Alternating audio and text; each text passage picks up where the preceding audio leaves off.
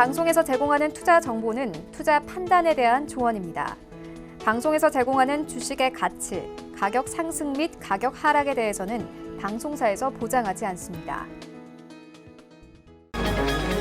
이 시각 헤드라인 뉴스입니다. 영국 제약사 아스트라제네카와 옥스퍼드대 공동연구팀이 개발 중인 코로나19 백신에서 심각한 부작용이 나타나 임상시험이 중단됐습니다. 가장 유망하던 백신 개발이 중단되며 속도전에 열을 올리던 제약사들에게도 경종을 울립니다. 미국 뉴욕 증시가 노동절 연휴 직후에도 큰 폭의 하락세를 이어갑니다. 기술주 위주의 투매 현상이 이어졌고 국제 유가도 미중 갈등 심화로 수요 부진 우려까지 겹치며 석 달 만에 최저치까지 곤두박질 쳤습니다. 정부는 강화된 사회적 거리두기 후 타격이 큰 고용 취약계층의 2차 재난지원금을 선별적으로 지급하기 위해 7조 원 규모의 4차 추경안을 편성키로 했습니다. 여기엔 소상공인 새희망자금, 특수고용 형태 근로자 등 고용안정지원금, 저소득층 긴급생계비, 아동돌봄 쿠폰, 통신비 지급 등이 포함될 전망입니다. 삼성전자와 SK하이닉스가 중국 화웨이 반도체 거래를 중단할 것으로 보입니다. 미국의 화웨이 추가 제재로 국내 반도체 기업들도 영향을 받게 됐습니다. 시청자 여러분 안녕하십니까. 오늘장 내일장 출발하도록 하겠습니다. 일단은 시장 자체가 어제 뉴욕 증시가 좀 쉬고 왔고 사실 선물이 야간에는 괜찮았거든요. 그럼에도 불구하고 좀 많이 빠졌습니다. 일단 속보 먼저 전해드릴게요. 정부는 수도권 코로나19 감소 유지 시 2.5단계 추가 연장은 없을 것이다라고 어떻게 보면 반가운 소식입니다. 이대로 더 간다면 자영업자분들의 고통은 이루 말할 수가 없다라는 얘기들, 그리고 경제 내수 타격도 클 것이라고 했는데 다행히 지금 확진자 수가 줄어들면서 2.5단계 수도권 예정대로 이번 주에 끝날 것이다라는 쪽으로 지금 해석이 될 수 있을 것 같고요. 다시 시장 얘기를 좀 해보자면 코로나 진정세도 영향을 좀 주고 있겠지만 미국 쪽의 그러한 급락세가 우리 시장에 큰 영향이 없는 것 같습니다. 아직까지는. 테슬라가 21% 상장 이후에 최고의 낙폭을 기록하기도 했고요. 마가로 비롯되는 종목들 3% 후반에서 6%대까지 모두 다 급락을 했습니다. 그러다 보니 나스닥도 4%대 밀렸고요. 국제유가는 사우디가 가격을 좀 낮추면서 일단 수요 부분도 지금 걸림돌이 되고 있고요. 전체적으로 분위기는 안 좋은 가운데 우리 시장은 지금 0.69%대까지 낙폭을 줄여가고 있는 모습들 보여주고 있고요. 코스닥은 조금만 더 올라가면 이제 보합권입니다. 그러다 보니 미국이 이렇게 안 좋다는데 우리 시장은 디커플링 되면서 그나마 좀 버틸만 하구나라고 생각이 드실 겁니다. 어떤 방향으로 봐야 될지 지금 함께 이야기해보는 시간 2시 50분부터 준비합니다. 100원의 정보 이용료 부과되는 샵 0082번이나 023153-2611, 2612번을 통해서 전화 주시면 상담 이어가 보도록 하겠습니다. 금일폰 방송에서 제공해드리는 정보는 투자 판단에 대한 조언일 뿐입니다. 해당 주식의 가치와 수익률 보장해드리지 않는다는 점 참고해 주시길 바랍니다. 자, 객장 소식 먼저 좀 전해드릴게요. 유한타증권 메가센터 분당점의 백인범 과장입니다. 안녕하세요. 네, 안녕하십니까. 미국 폭락에도 우리 시장은 잘 버텨주는 모습 오늘도 나오고 있는데요. 객장 상황 어떻습니까? 네, 마찬가지로 전일과 비슷한 좀 수급 흐름 좀 보여주고 있는 점이 좀 특징적으로 보여지고 있는 상황이고요. 또 외국인 같은 경우 좀 우리 시장에서 양시장 모두 좀 매도세를 좀 보여주고 있는 가운데, 일단 코스피 시장에서는 여전히 IT 업종, 시총 상위 종목에 대한 매수세, 지난 거래일과 비슷하게 매수세를 진행하는 모습 특징적으로 먼저 볼 수가 있겠습니다. 또 SK하이닉스, 삼성전자, LG전자 등의 좀 매수세를 집중하고 있는 모습. 또 그리고 코스닥 시장에서는 이 5G 업종을 위주로 한 매수세의 좀 특징적인 모습인데, KMW, HLB, HFR에 대한 매수세가 외국인 매수세의 좀 특징적이다라고 보시면 좋을 것 같습니다. 일단 기관 같은 경우에도 이 IT 업종에 대한 좀 매수세 강화하고 있는 가운데, 일단 코스피 시장에서는 LG전자에 대한 매수세, 그리고 삼성 SDS가 오래간만에 좀 강세를 보이는 모습이고요. OCI에도 매수세가 집중되는 모습. 또 그리고 코스닥 시장에서도 5G, 수소, IT 관련 시세가 좀 강한 쪽으로의 매수세, 유니테스트, KMW, 미코 등에 대한 매수세가 특징적이었다 볼 수 있겠습니다. 시장을 한마디로 정리한다면 어떨까요? 네, 개별 종목 모멘텀에 따른 종목별 차별화 장세다라고 좀 정해봤습니다. 일단 오늘 다행스럽게도 미국 전일 미국 시장 급락 대비해서는 상당히 좀 선방하고 있는 모습이긴 하지만 좀 종목 면면을 들여다보면은 좀 차별화되는 모습도 많이 보여지고 있는 상황입니다. 일단 종목별 차별화 장세가 지속되는 모양새, 그런 상황 속에서도 IT 업종과 5G 업종 내 일부 종목 강세, 그리고 업종 측면으로 보더라도 뭐 양 업종 넓게 보기도 어려울 수 있긴 하겠지만 업종으로 봤을 때는 이 반등 추이가 이어지고 있다라는 점에서 이들 종목들에 대한 관심은 좀 지속해야 된다라는 것을 시장에서 좀 계속 보여주고 있다 보시면 좋겠습니다. 뭐 IT 업종 연일 뭐 많이 말씀드리고 있긴 하지만 뭐 반도체라든가 이 모바일 부품 관련 이 관련 종목들에 있어서도 우리 기업들의 수혜가 점차 기대가 된다라는 점, 뭐 이는 화웨이 관련 이슈 뭐 계속적으로 언급이 되면서 뭐 화웨이 관련 이슈 관련해서도 우리 기업들에 대한 의존도가 도리어 올라갈 것이다라는 그런 기대감이 있는 상황입니다. 그런 상황 속에서 우리 IT 기업들에 대한 관심 계속 이어지고 있는 모습이고요. 뭐 IT 업종 내에서도 뭐 LG전자라든가 삼성전기 그리고 그의 부품주 MC넥스 등의 강세 좀 선별적으로 이어지는 모습 등과 더불어서 업종 내에서도 상대적으로는 좀 강세 흐름이 이어지고 있는 종목들이 많이 포착이 되고 있다는 점에서 관심을 기울여 보시면 좋겠습니다. 또 그리고 오늘 뭐 5G 업종 뭐 상승 좀 보여주고 있는 모습인데 5G 통신 장비 업종 같은 경우에도 일단 오후 들어서 조금 약세 흐름 보여주고 있는 종목들이 있긴 하지만 지난 거래일 좀 조정분을 일부 만회하면서 반등하고 있는 모습, 뭐 KMW 비롯한 HFR들의 이런 강세 종목 등과 더불어서 상승 추이 좀 훼손시키지 않고 다시 한번 반등을 노리고 있다는 점 등도 오늘 시장의 특징점으로 볼 수 있겠습니다. 네, 그렇다면 내일 시장도 참 지금 중요한 자리 같아요. 2,400 살짝 밀려 내려오긴 했는데 어떻게 보십니까? 일단 뭐 새롭게 좀 이익 모멘텀이 좀 새롭게 발견이 될 수 있는 종목들에 대한 관심 좀 기울여 보시면 좋을 것 같고요. 최근 시장 흐름이 좀 주도주 성격을 했던 종목들 좀 바뀌어지고 있는 모습이 일부 포착이 되고 있습니다. 물론 잘 가고 있는 종목들 계속 잘 가고 있긴 하지만 일단 새롭게 좀 실적 모멘텀이 나올 수 있을 법한 종목들에 대한 좀 기대감을 좀 보시면서 접근하신 전략 좋지 않을까 생각을 하고 있고요. 일단 시장 흐름 자체가 기존 주도주에 대한 피로감이 당분간 이어질 전망도 있는 상황이기 때문에 새롭게 좀 이익 모멘텀이 올라가고 있는 종목들에 대한 관심이 유효하지 않을까라고 보여주고 있습니다. 일단 한 달 이내에 좀 이익 모멘텀이 시장 컨센서스 좀 올라가고 있는 종목들 여러 종목들이 있는데 그 가운데에서도 뭐 DB 하이텍, 셀트리온 헬스케어, 한솔 케미칼, 넷마블, 만도 등에 있어서 좀 주목을 해보시면서 시장 대응에 참고해 보시면 좋겠다 말씀드리겠습니다. 네, 오늘 말씀 여기까지 듣도록 하겠습니다. 고맙습니다. 네, 감사합니다. 백인범 과장과 이야기 나눠봤습니다. 시장 이슈 바로 또 정리해 드리도록 하겠습니다. 펠리지 투자리서치 김민수 대표입니다. 안녕하세요. 네, 안녕하십니까. 지금 이제 뭐 K뷰티 얘기가 다시금 나오고 있습니다. 화장품주 사이에서도 변화가 코로나19 이후에 생기고 있다고 해요. 어때요? K뷰티도 전 세계를 호령할 수 있을 것이다. 뭐 이런 얘기도 나오고 있는데 어떻게 전망할까요? 네, 요즘에 종목 장세입니다. 그러다 보니까 어떤 섹터나 종목들 계속 관심을 갖고 매매하는 건 좋은데요. 그중에서 또 소외된 섹터도 다시 한번 보자라는 관점 쪽에서 화장품주들 한번 점검을 해보게 되면요. 무엇보다 지금 시장 관련된 쪽에서 현재 위치와 어떤 관련된 종목들의 대표 주자를 보게 되면 일단 가장 먼저 LG생활건강은 시장과 그래도 눈높이가 맞다란 쪽으로 볼 수 있습니다. 한때는 시장보다 좀 처져서 코로나19 때문에 피해를 본 대표적인 컨택트의 섹터다라는 관점 쪽에서 좀 주춤했는데 이번에 2분기 실적이 발표되자마자 오히려 어떤 생각보다 좋았다라는 관점 쪽에서 빠르게 격차를 좁혔죠. 그런 관점 쪽에서는 괜찮은데 상대적으로 아모레퍼시픽은 주가가 그의 격차를 좁히지 못하고 있습니다. 그래서 부진한 흐름들이다라고 보게 되면 일단 실적이 좋은 몇 종목을 제외하고는 아직까지 화장품 전반적으로는 훈풍이 안 불고 있다. 이게 현실이라고 봐야 될 것 같고요. 그러면 글로벌 업체를 봤었을 때 다른 또 글로벌 화장품주의 종목은 어떠느냐라고 보게 되면요. 대표적으로 로레알과 시쉐이도의 주가를 살펴봤을 때 로레알 같은 경우는 일단 그래도 코로나19 사태 이후에 꽤 많이 회복했습니다. 전고점도 넘어서 어떤 지난 코로나19 사태 전에 주가 이상으로 올라온 상황들인데 특히 시쉐이도 같은 경우는 오히려 반응도 회복하는 속도도 느렸고요.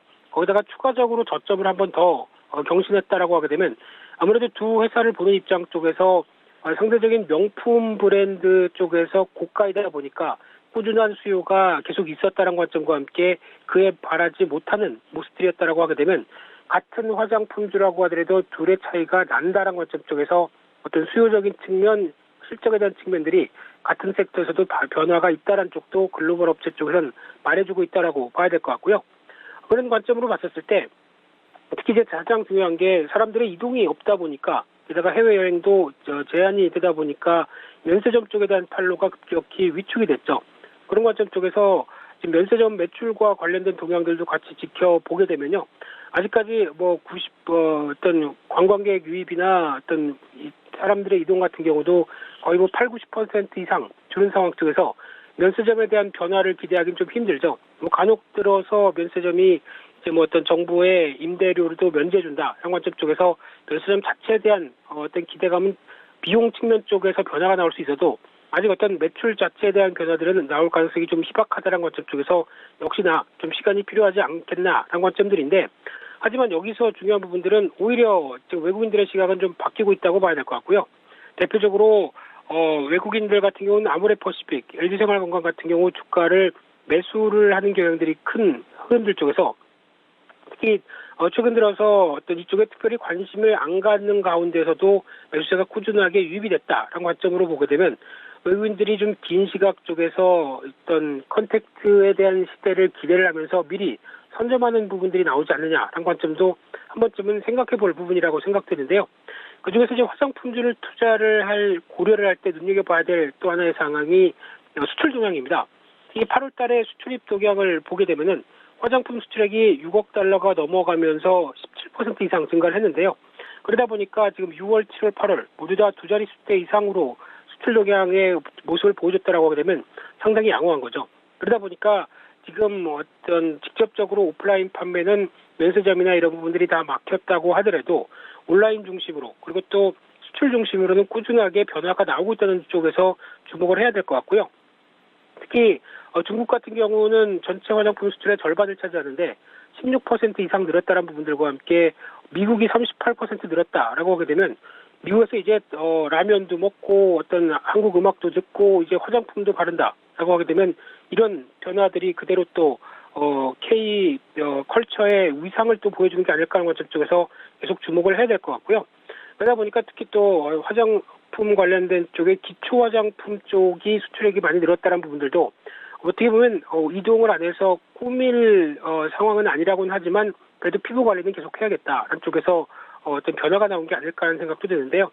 그러다 보니까 업체별로는 자구 노력들이 계속 이어집니다. 특히 온라인 쇼핑 거래를 계속 집중을 하기 시작하면서 과거보다 비중을 계속 높이는 추세고요. 또 하나 화장품도 배달된다는 거를 저는 처음 알았습니다. 올리브영에서 즉시 배송 서비스가 있다고 하는데요. 아시는 분들은 많이 아시더라고요. 근데 이런 쪽에서도 변화가 나오면서 언택트 시향이라고 하는 즉 향을 온라인으로 배송을 해서 구매를 해서 마음에 든다라고 하게 되면 바로 이쪽도 향수 같은 경우도 배송이 된다는 흐름들로 봤을 때 지금 현재 흐름으로 보게 되면은 일단 여러 가지 자구책이 실적에 대해서 보완을 할 수 있는 흐름들이 아닐까로 바라보고 있는데요. 그런 관점에서 대표적인 화장품 관련주 3개 종목 아모레퍼시픽, LG생활건강 그리고 신세계인터까지의 실적 동향을 보게 되면 올해는 LG생활건강을 제외하고는 모두 다 절반 정도로 반타작했죠. 그래서 영업이익이 그럴 가능성이 높은데 내년에는 오히려 바뀐다는 관점 쪽에서 특히 어느 정도 코로나19 사태에 대한 어떤 변화가 나오기 시작하게 되면 보복 소비와 함께 여러 가지 변화 쪽에서 내년에 아모레퍼시픽은 100% 그리고 또 어떤 그동안 실적이 부진했던 신세계인터 같은 경우는 50% 이상 증가를 하면서 어떻게 보면 지금 기저효과와 함께 변할 가능성이 상당히 높다는 쪽에 대해서 무게를 두게 되면 그동안 화장품주를 바라봤었을 때 단순하게 좀 고평가돼 있다. PR이 높다는 부분들을 많이 이번 조정을 통해서 해소했다고 봐야 될 것 같고요. 그러다 보니까 상대적으로 좀 부진했던 주가에 대한 변화가 어느 정도 코로나19 사태 이후에 나올 수 있는 부분들이 아니냐라는 관점 쪽은 주목을 해야 될 것 같고요. 그래서 일단 지금 빠르게 지금 다음 주부터 화장품주에 대한 종목들이 움직인다라기보다는 어느 정도 서서히 확진자 수의 추이와 함께 그리고 또 여러 가지 하반기에 이어지는 쇼핑 시즌 그리고 또 시진핑 주석의 방한 이런 모멘텀을 안고 움직일 가능성이 있기 때문에 혹시나 미리미리 준비해 오실 분들은 분할 매수 관점은 나쁘지 않지 않을까로 바라보고 있는데요. 그중에서 종목을 고르라고 하게 되면 당연히 코스맥스라고 봐야 될 것 같고요. 특히 이번에 2분기 손소독제 효과와 함께 실적 괜찮았습니다. 상대적으로 선방을 했다면 나중에 이제 여파이 개선됐을 때 실적에 대한 기대감이 높을 수 있겠다는 쪽에서 계속 주목을 하고 있고요. 마찬가지로 또 연우란 종목도 주목을 하고 있는데 화장품 용기다 보니까 이 재료비, 비용 쪽에서 아무래도 유가가 하락했던 만큼 그 부분이 반영된다라고 하게 되면 그에 따른 비용의 효과가 좀 더 커지지 않을까라는 관점 쪽에서 올해보다 내년에 대한 실적 기대감을 생각한다라고 하게 되면 지금쯤이면 최근에 또 주가가 움직이긴 시작하는데요. 다시 한번 어떤 차익 매물이 나왔을 때는 관심이 필요한 종목 쪽의 하나다 이렇게 말씀드리겠습니다. 예. 자, 그렇다면 지주회사를 조금 여쭤볼게요. 지주사들도 뭐 늘어나긴 했어요. 상장 지수자도 늘어났는데 올해 지주사 움직임도 괜찮다라는 얘기들이 있습니다. 어떻게 저희가 보면 좋을까요? 흐름 좀 짚어주시겠습니까? 네, 지주사는 제 기억으로 보통 한 2005년도 때 그때 상대적으로 강했던 시장 대비해서 초과 수익률을 보였던 대표적인 섹터고요. 근데 지금 현재는 그렇게 크게 부각을 못 받는다는 관점 쪽에서 바라보고 있는데 특히 이제 시장이 올랐어도 보통 이제 지주사라고 하는 즉 가장 큰 형님이죠. 밑에 동생들을 데리고 대표적인 뭐 대기업부터 이제 중소기업까지 여러 가지 대표하는 성격의 흐름들을 나타났을 때 가장 중요한 것은 자회사의 실적들이나 어떤 성장성이 돋보여야 지주사도 부각을 받을 수가 있습니다. 그런데 지금 같은 경우 어떻게 보면 단순하게 이제 브랜드 사용료라든가 어떤 자회사의 배당 같은 경우만 실적 구조로 잡히다 보니까 지금 현재로 보게 되면은 어떤 최근에 지주회사 흐름 같은 경우는 빠르게 지배구조 개선에 대한 여러 가지 욕구가 커지면서 그에 따라서 좀 투명하자 이런 관점 쪽에서 빠르게 지주회사 수는 늘어났는데요. 하지만 이제 지금 그에 맞춰서 실적과 어떤 변화들도 같이 나오면 좋겠는데 일단 지금 지주회사의 주가 추이를 보게 되면은 2011년도부터 한 16년도 즉 2010년대 초 중반 때까지는 괜찮았습니다. 왜냐하면 이때 같은 경우 상대적으로 어떤 기업들 실적이 꾸준히 수출과 함께 양호한 흐름들을 보여주다 보니까 지주사들도 같이 영향을 받았었죠. 근데 오히려 한 2015년도 이후의 동향을 보게 되면 그때 잠시 뭐 반도체 호황기를 빼고 나서는 기업들의 실적에 대해서 계속 부담이 많았다 보니까 지주사 같은 경우는 오히려 할인 요건으로 자리를 잡았죠. 그래서 지금 지주사를 바라보는 입장 쪽에서 그렇게 주가가 비싸지는 않은데 저평가인데 못 가는 이유다라고 하게 되면 아직까지 어떤 실적에 대한 자신감이 없다라는 관점 쪽으로 바라보고 있고요. 그런 쪽으로 대표적인 또 지주사 흐름들, 뭐 삼성물산이나 또 KB금융, 금융지주사죠. 그리고 LG 같은 경우를 보게 되면 LG를 제외하고 모두 다 좀 부진하다는 관점들이 이런 부분들을 잘 말해주지 않나 생각 드는데요. 하지만 지주사 쪽에서도 변화되는 종목들은 있습니다. 바이오 쪽에서 오늘은 좀 밀리지만 SK 디스커버리라든가 대웅 이런 쪽에 각각 모멘텀이 있죠. 게다가 게임 쪽은 네오위즈 실적 잘 발표했다는 쪽에서 네오위즈 홀딩스가 음식료 쪽에서는 대상의 2분기 실적 꽤 좋았었죠. 그러다 보니까 대상 홀딩스 그리고 또 두산그룹의 구조조정 속도가 난다는 관점 쪽에서 어떤 두산 같은 지주사 그리고 또 한화 같은 경우도 요즘에 계열사 흐름들 상당히 좋죠. 친환경 쪽에 계속 속도를 내고 있고 거기다가 니콜라이든 투자 얘기가 나오다 보니까 기대감이 높아지면서 나오는 흐름들이라 하고 되면은 일단 가장 중요하게 포커스를 맞출 부분들이 이런 실적이나 자산 대비 저평가를 보였다고 하더라도 개별적인 모멘텀에 따라서 주가가 움직인다라고 하게 되면 이런 부분들이 오히려 확인이 돼야 어떤 바탕이 될 수 있겠다는 쪽이고요. 그러다 보니까 투자 전략은 마찬가지로 일단 다 지주사가 간다라고 보는 게 아니라 차별화 쪽에 무게를 두셔야 될 것 같습니다. 그래서 친환경이나 한국판 뉴딜 같은 지금 대세에 맞는 쪽의 흐름들을 보고 그 지주사를 고르는 게 좋겠다 이렇게 말씀드리고 싶고요. 그러다 보니까 고를 수 있는 종목 쪽에서 관심 쪽이 LS라는 종목 관심이 높고요.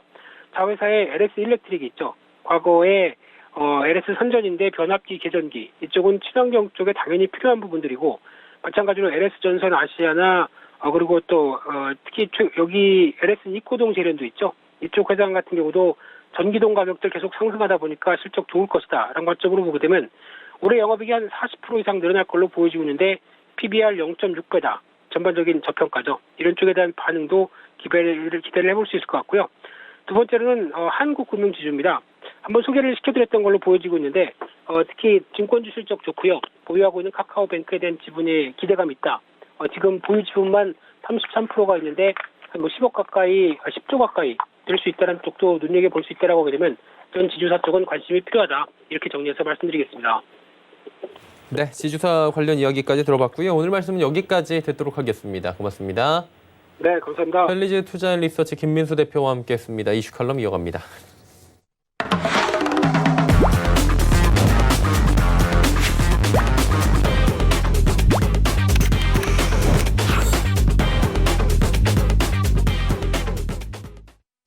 이슈 칼럼 시간입니다. SPM 김형진 대표와 함께하도록 하겠습니다. 어서 오세요. 네, 안녕하십니까. 예, 지난주 목요일, 금요일 그리고 휴장 하루 하고 어제까지 이제 간밤이죠. 날짜로는 오늘이고 미국 증시가 지금 특히 나스닥이 고점 대비 한 10%가 밀려 내려갖고 테슬라는 21%가 빠졌습니다. 그러니까 충격으로 다가올 수밖에 없는 시장에서는 상황인 건데 그러다 보니까 상승세 꺾인 거 아니냐는 소리가 벌써 나오긴 하거든요. 어떻게 봐야 됩니까? 예, 맞습니다. 말씀하신 대로 좀 안 좋은 모습 나오자마자 기다렸다는 듯이 안 좋은 얘기, 주장들, 흉흉한 얘기까지들도 다 나오기 시작하고 있습니다. 그래서 그 이면을 살펴보면서 과연 시장이 끝났는가 좀 따져볼 필요가 있는 중요한 타이밍이라고 판단됩니다. 만약에 여기가 쉬어가는 대목이다 이렇게 생각한다면 전략 자체가 틀려지겠죠. 그래서 그거 한번 살펴보려고 합니다. 나스닥 같은 경우는 기술적으로 지표가 중기 과열권 진입한 건 누구나 인식을 하고 있었는데 그게 너무 깊게 상승을 좀 했었던 그런 측면이 있습니다. 그것의 원인은 테슬라하고 애플 쪽에 있었죠. 근데 그게 주식 분할하면서 보통 주식 분할하면 나타났었던 과거 사례가 반복이 되면서 폭락을 해버리니까 그리고 테슬라 같은 경우는 단기 약재가 워낙에 좀 한꺼번에 많이 쏟아져 나왔습니다. 증자도 그랬고 자사주 매도도 그렇고 2대 주주격세 투자회사가 또 매도도 했었고 또 이번 주에 들어서는 S&P 500 편이 불발된다 그래가지고 더 많이 내리고 그러다 보니까 8월 중순 이후에 급상승했던 거 한 번에 다 반납을 해버렸죠. 그래서 재료가 주가 반영된 이후에 원위치됐다 이렇게 보면 되는 것이죠. 그렇다면은 지금 단기적으로 빠질 만큼 충분히 빠져 내려온 것은 아닌가 이렇게 거꾸로 좀 해석할 필요가 있다라고 생각이 듭니다.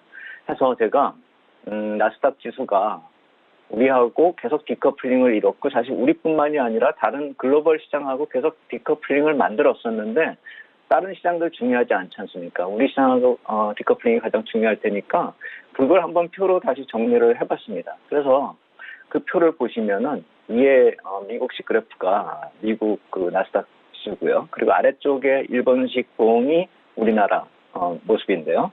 8월 중순 이후, 그러니까 박스권으로 제가 표시한 게 뭐냐면은 3월에 급락 다 같이 했지 않습니까? 그리고 8월 초까지 반등을 한 그 지수 대 박스권, 나스닥 기준으로 그렸습니다. 정확히 말씀드리면 7월 중순까지죠. 그래서 7월 중순까지는 어느 정도 이렇게 연초 대비 수익률이 비슷하게 흘러갔었는데 저 까만 박스권을 벗어나는 그 구간을 보면은 나스닥은 툭툭 잘 튀어오르고 있는 빨간 타원으로 표시한 구간에서 올라가고 있는 것이고 우리는 점차 8월 들어서는 후퇴하기 시작했다라는 것이죠. 그런데 그 원인이 뭐냐 하면 테슬라하고 애플 때문이라는 것이죠. 그러면 그러한 상대적 강세로 디커플링을 확대한 것이 다시 원위치되고 있는 모습이다. 이렇게 보시면은 시장이 무슨 파국이다 이렇게 볼 필요는 없는 것이죠. 그래서 이 디커플링 해소의 배경이 그렇다라고 친다라고 하면 그렇다면 단기 조정 이유를 대비해야 되겠죠. 코스피가 디커플링이 좀 완화되면서 낙폭이 지금 적은 상대적으로 좀 강세를 좀 단기적으로 보이겠는데 그렇다라고 본다면 향후에 나스닥이 조정을 마무리하고 다시 강세 전환된다라고 하면 거꾸로 코스피가 동반될 가능성이 적다라고 봐야 되지 않을까요? 그렇다라고 본다면 글로벌 포트폴리오 비중 조절을 할 기회가 되지 않을까? 지금 이렇게 나스닥이 내린다라고 하면은 상대적으로 약세를 보인다라고 한다면 그동안 편입의 기회를 못 찾았었던 분들에게 매수가 되는 것이 아닌가. 전 그렇게 본다 이렇게 말씀을 드리겠습니다. 그러면 이제 많은 분들이 조금 전에 언급하신 표현이 흉흉한 얘기가 갑작스럽게 이제 수면 위로 올라왔다고 하셨잖아요. 제일 흉흉한 얘기는 유동성 끝났다라는 게 가장 무서운 얘기일 수 있는데 그건 아니라고 보시는 것 같아요. 그렇습니다. 유동성이 끝났다 이렇게 하면은 진짜 전체 장세가 끝났다 이렇게 봐야 되는 것인데 저는 그게 아니라고 생각하고 그 근거로 몇 가지 말씀을 드리려고 합니다. 근데 보통 이번 주에 나타났었던 그런 자산시장, 미국을 중심으로 놓고 보면은 안전자산 선호 현상도 나타나지가 않았다라는 것이죠. 주식시장이 빠졌음에도 불구하고요. 보통 주식시장 빠지면 채권시장 쪽이 좀 강세를 상대적으로 보이는 그런 모습이 나타나야 되는데 주초에는 동반을 하락을 했습니다. 그래서 자산시장이 필요한 것이 시장 참여들 입장에서 어떤 것이 원하는 것이 있다. 이거를 볼 수밖에 없는 것이죠. 그러니까 자산시장에서 필요하고 시장 참여자들은 심리적으로 좀 필요한 것이 있다라는 것이죠. 그래서 그것은 결국 하락이 커질수록 자산시장의 낙폭이 커질수록 기대감이 커지는 그런 상황이 되고 어제 그 국채 발행이 시작이 됐는데요. 9월 달에요. 그게 국채 발행의 가격에서 드디어 반영이 되기 시작했다라는 것이죠.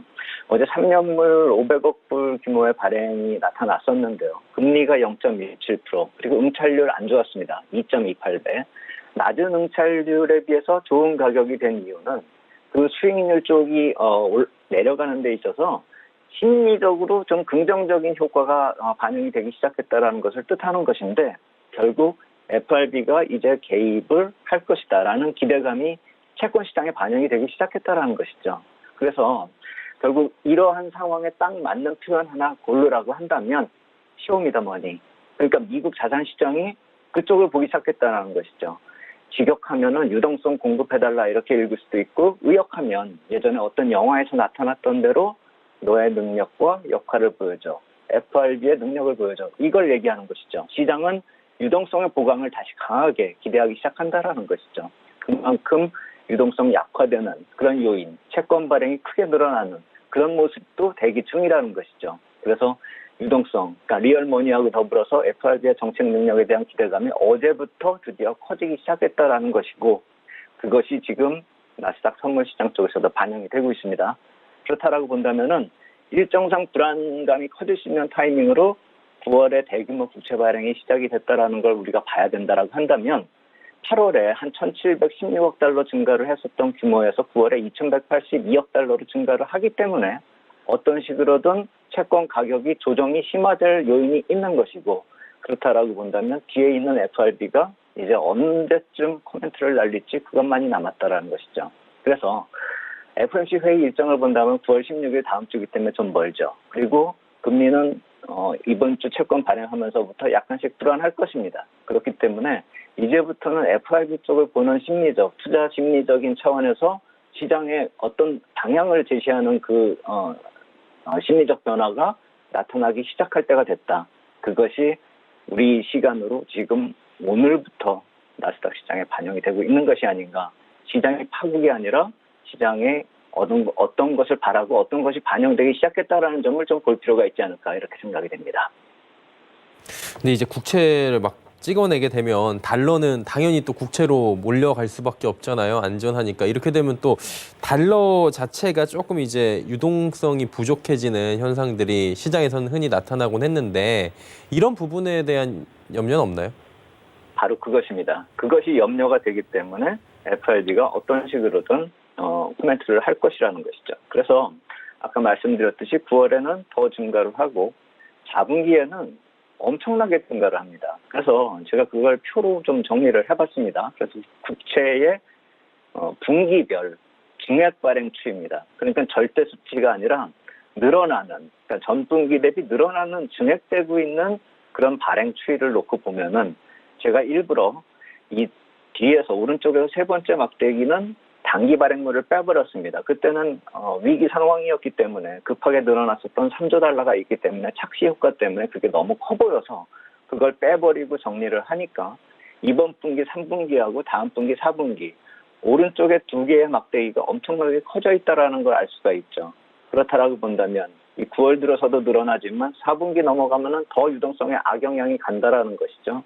그래서 2분기부터 이 단기물 포함해서 크게 증가했었던 그 증가가 만약에 단기물을 좀 약간 빼버리고 중기물 위주로 본다라고 한다면은 더 커지고 있는, 그러니까 위기 때보다도 더 발행 물량이 늘어나고 있다라는 것이죠. 그리고 저 증가 속도로 보면은 2017년 중간 정도의 트럼프 정부 출범 당시에 그때하고 비교해봤을 때 증가되는 속도가 한 3배 정도로 늘어나고 있다라는 것이죠. 그래서 시장은 이러한 불안감을 선반영을 하고 있다 이렇게 봐야 되는 것이고 그렇기 때문에 정책에 대한 기대감이 커지는 것이죠. 아직까지도 그러니까 어제 3년물 채권 발행이 있었는데 그럼에도 불구하고 아무런 얘기가 안 나오니까 오늘은 시장의 벤치마크 격인 10년물 채권 발행이 대기하고 있고요. 내일은 거의 마청격인 30년물이 대기하고 있습니다. 그렇기 때문에 이제부터는 어떤 식으로든 정책에 대한 기대감 그리고 뭔가가 나타날 것이라는 기대감이 지금 시장에 반영이 되고 있다. 이렇게 봐야 됩니다.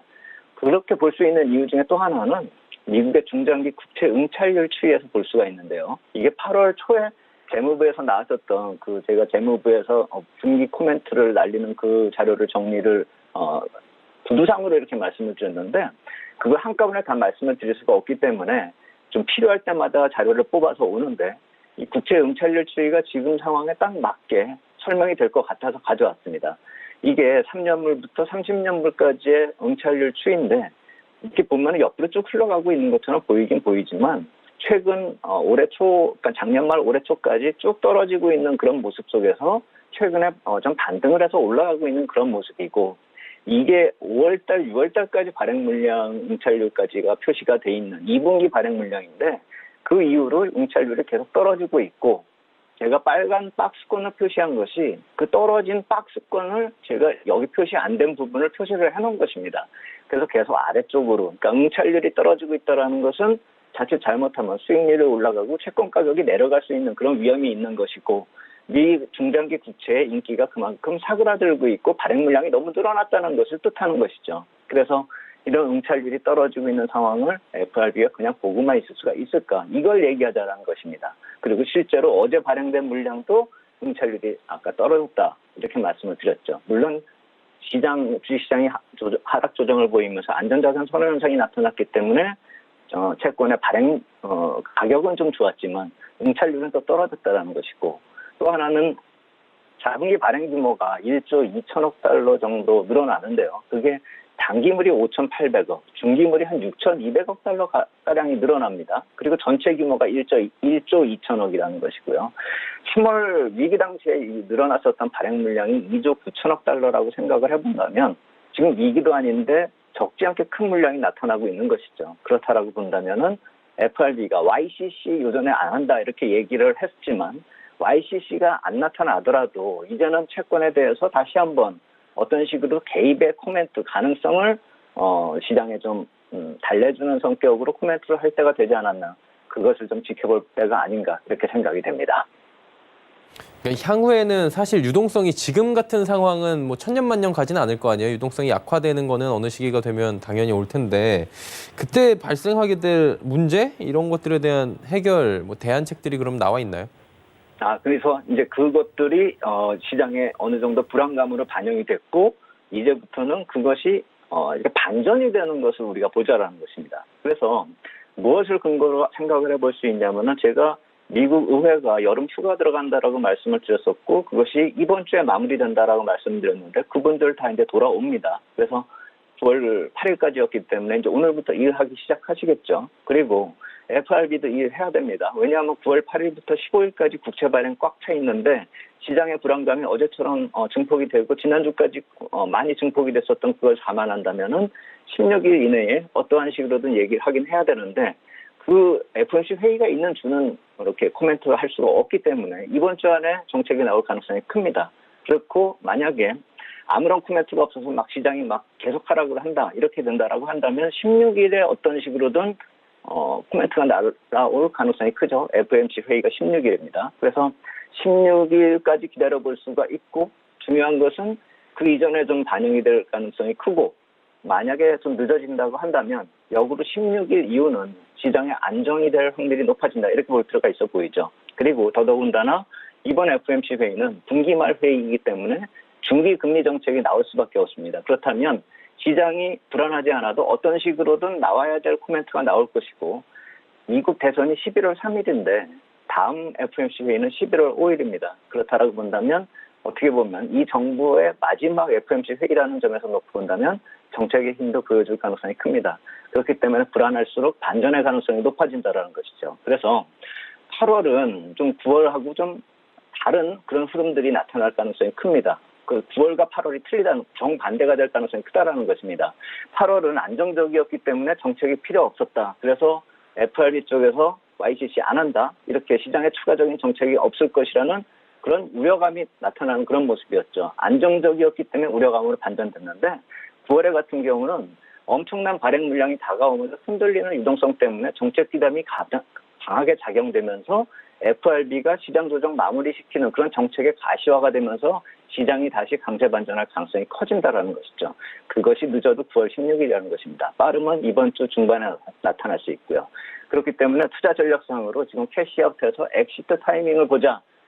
반등 때 뭐 현금화하자. 이거보다는 시장이 내리면 투자 타이밍을 조절하는 저점 매수의 관점으로 시장을 볼 필요가 있겠다. 이렇게 말씀을 드리겠습니다. 네, 시장을 지금 운용하는 지금 팁까지 말씀해 주셨고요. 오늘 말씀은 저희 여기까지 듣도록 하겠습니다. 고맙습니다. 감사합니다. 네, SPM 김형진 대표와 함께 이야기 나눠봤고요. 오늘 함께 나눠본 이야기들 다시 한번 정리해드립니다.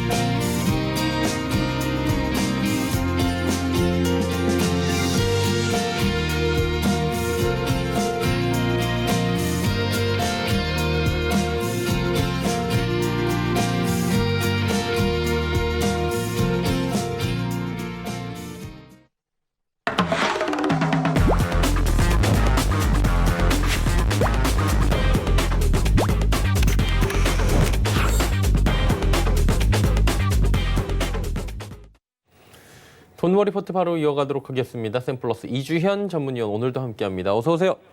네, 안녕하세요. 네, 어떻게 운영이 되는지 먼저 설명해드리고 출발하도록 하겠습니다. 자, 보시면 종목 편입 매수가 당연히 시정가고요. 5종목 최대로 포트폴리오 운영합니다. 목표가는 3번, 손절가는 1번 수정할 수 있게 해드리고요. 오늘도 2종목이 소개가 된 뒤에 한 종목을 직접 골라주시면 포트폴리오에 바로 넣도록 하겠습니다. 수익률 바로 확인해 보도록 하겠습니다. 만나보시죠. 현재까지 수익률입니다. 누적 수익 92.3 어제하고 비슷하고요. 전체적으로 보실 때 목표가 달성한 종목들이 조금 더 많이 보이고 있습니다. 다음 볼까요? 자, 보시면 동아화성, 은선물 모두 다 빨간불이고요. 이글벳, 일양약품 파란불로 빠져나갔습니다. 다음 보도록 하죠. 예, 빨간불이 여기까지는 뭐 굉장히 많습니다. 지금 전체적으로 목표가 달성을 했고요. 다음 보실까요? 체시스, 파미셀, 뭐 명성 TNS 다 잘 달렸습니다. 다음 또 보도록 하죠. 예, 유니온 은선물 또다시 플러스 모습, 그리고 에코바이오 코롱생명과학은 손절가 터치. 다음 보겠습니다. 레몬만 여기서는 빨간불인데 레몬이 워낙에 큰 상승이 한번 나왔죠. 다음 보겠습니다. 유나이티드 제약, 오텍 플러스고요. 동일고모벨트도 큰 폭의 상승이 나왔습니다. 다음 보겠습니다. 예, 전체적으로 최근에는 수익률이 잠깐 주춤하는 모습들도 손절가 이탈된 모습들도 보여지고요. 현재 포트폴리오 확인해 보겠습니다. 서현탄메탈 오늘 또 다시 빠졌네요. 하지만 HFR 하루 만에 또 상승폭이 나왔고요. 뉴질랩 올라가고 있고 지니뮤직이 어제 올라가다가 또다시 조정이 나오고 있고 조금 들쭉날쭉하네요. 지니뮤직은. 예, 포트폴리오 어떻게 지금 운영을 더 할지 AS 받아봐야 되는데 속보가 하나가 들어와 있다고 합니다. 항체치료제 상업용 대량 생산 당장 시장 출시 의미가 아니다. 당국은 개발 중인 항체치료제 약효가 추가 임상시험 통해 검증하겠다라고 지금 입장을 다시 한번 밝혀왔습니다. 자, 이제 AS 받아보도록 하죠. 어떻게 운영을 할까요? 나머지 종목들. 네, 오늘 서현탄메탈부터 보도록 합시다. 자, 서현탄메탈 대선 테마로 추세 전환하는 흐름을 만들어주고 있고 내릴 때마다 매수 관점 계속 유지하시면 되겠다라고 말씀을 드렸는데 오늘 저점 매수 계속 공략 해보셔도 괜찮겠다라는 생각이 들고요. 손절가 부근이 3,350원인데 여기 부근을 이탈하게 되면 3,300원, 3,350원 여기 부근을 이탈하게 되면 상승 추세가 살짝 꺾이는 부분이라서 일단 정리가 되는 거지 그렇다고 해서 이 종목이 상승을 못할 거다라는 건 아닙니다. 보면 장기적인 이 트렌드를 꺾어놓고 흔들릴 수밖에 없는 자리예요. 그런 자리에서 이제 저점 매수를 계속 이어가신다면 좋은 결과 나올 거라 예상이 되고요.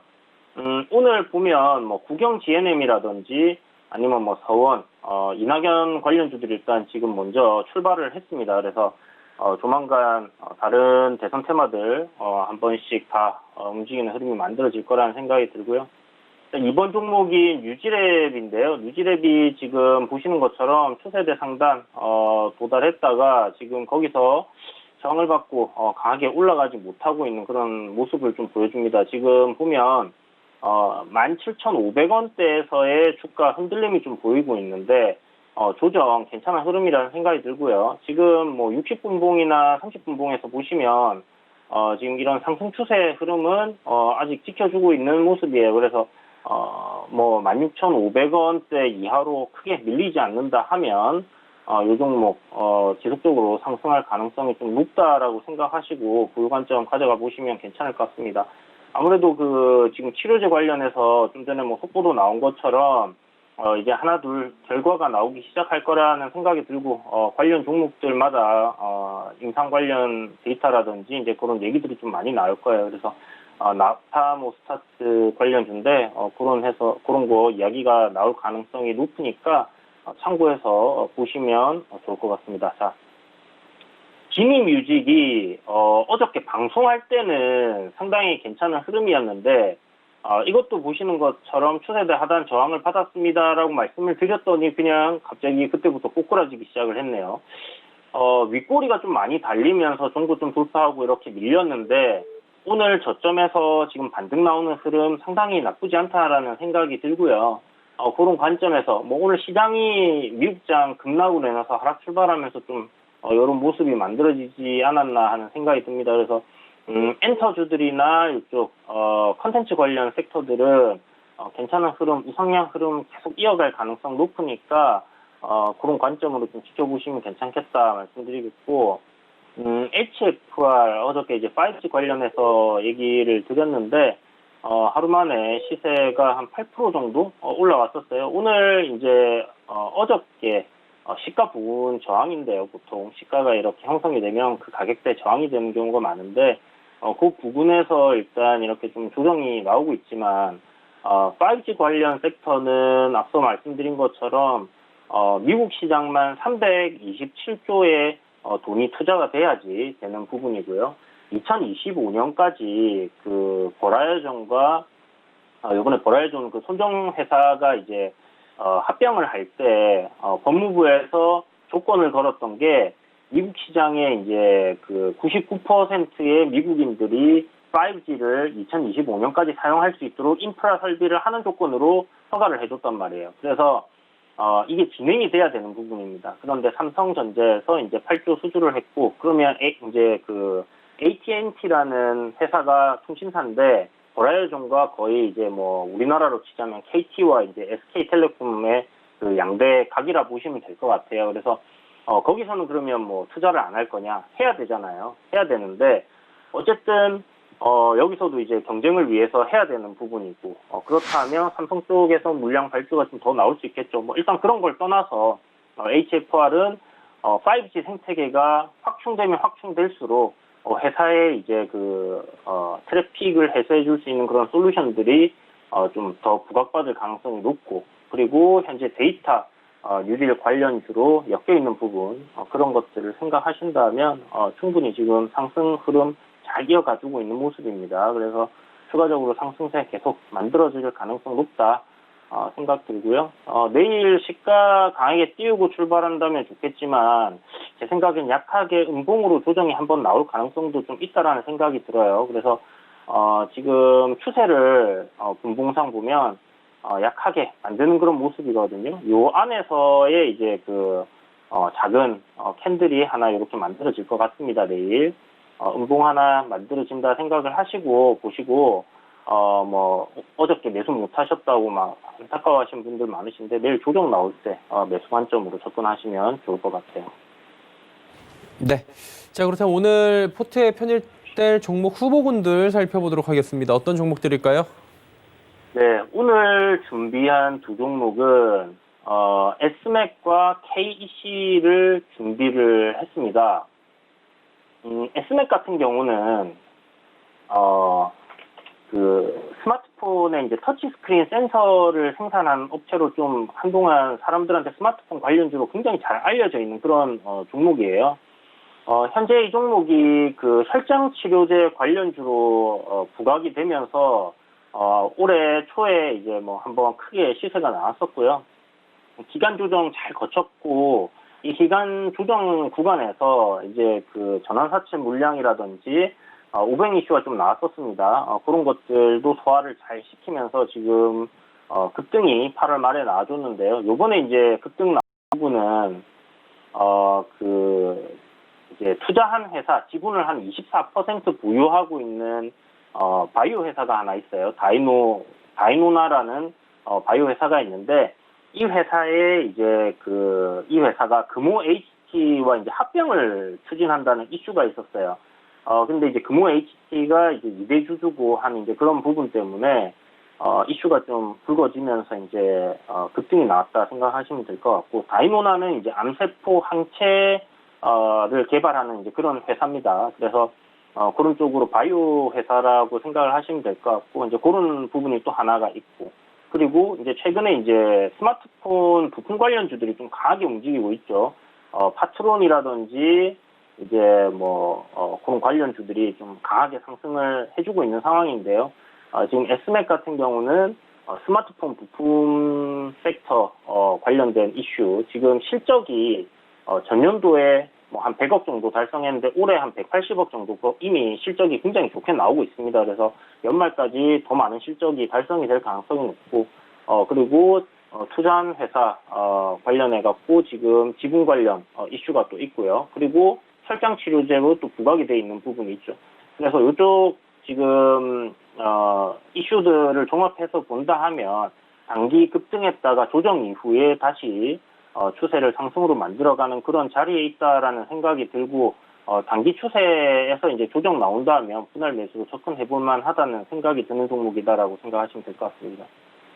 그리고 KC는 이제 테슬라 부품을 납품하는 이제 회사고요. 저전력 반도체, 부품 제조업 이런 거 영위하는 회사다 이렇게 생각하시면 될 것 같아요. 네, 1번, 2번 종목들이 지금 나왔습니다. 이 두 종목 중에 어떤 종목이 좀 마음에 드시는지 직접 100원의 정보 이용료 부과되는 샵 0082번으로 투표해 주시면 됩니다. SMAC을 생각보다 좀 길게 하셨죠? 네. 착각하셨죠, 좀? 좀 뽑아주셨으면 해서 길게 설명을 했습니다. 사심이 좀. 그럼 다시 가보도록 하죠. 두 종목에 대한 투자 포인트 말씀해 주셔야 되는데 겹치지 않게 좀 부탁드릴게요. 네, 알겠습니다. SMAC은 좀 전에 설명을 거의 대부분 드린 것 같고요. 기술적인 부분은 만약에 선택이 된다면 설명드리고, 아니면 톡방에서 설명을 또 드려야 될 것 같습니다. 자, KC는 지난번에 제가 급락이 이제 이렇게 나왔을 때 한번 추천드려갖고 짧게 이제 반등이 나오면서 짧은 매매를 한번 할 수 있었던 구간이었는데요.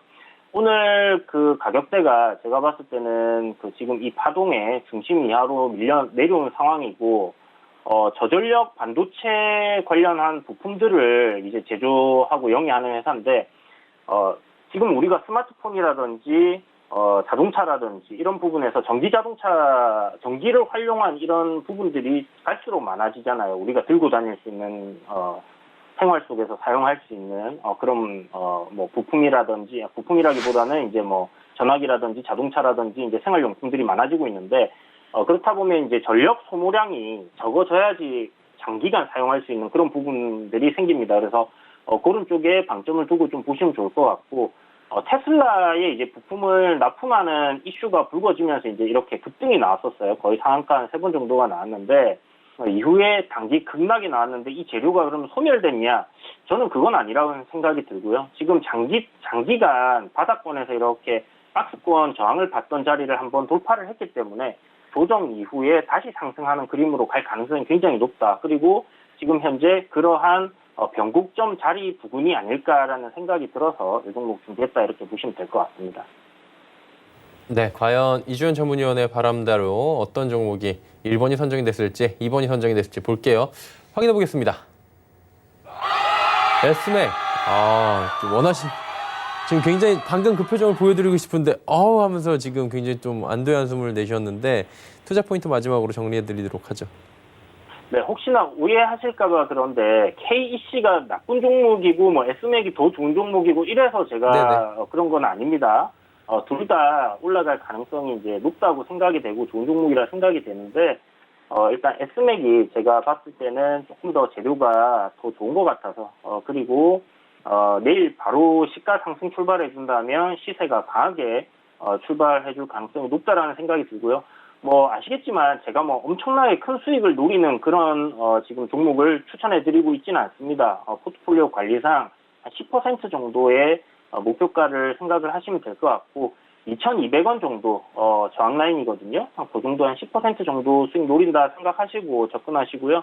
손절가 1,850원 잡으시고 그리고 매수가는 오늘 1,950원에 지금부터 뭐 종가까지 아직 시간이 남았으니까 1,950원의 정도를 노리시면 좋을 것 같은데 거기까지 만약에 안 오고 마감을 한다 하면 종가에 매수하는 관점으로 보시면 괜찮을 것 같습니다.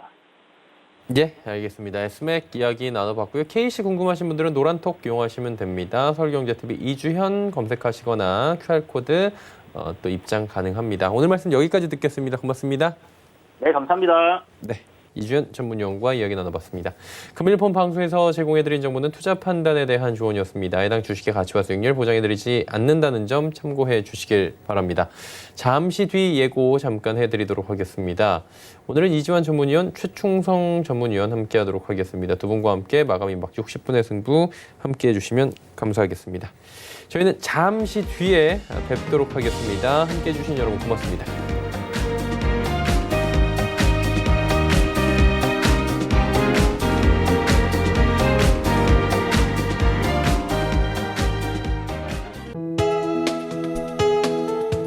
방송에서 제공하는 투자 정보는 투자 판단에 대한 조언입니다.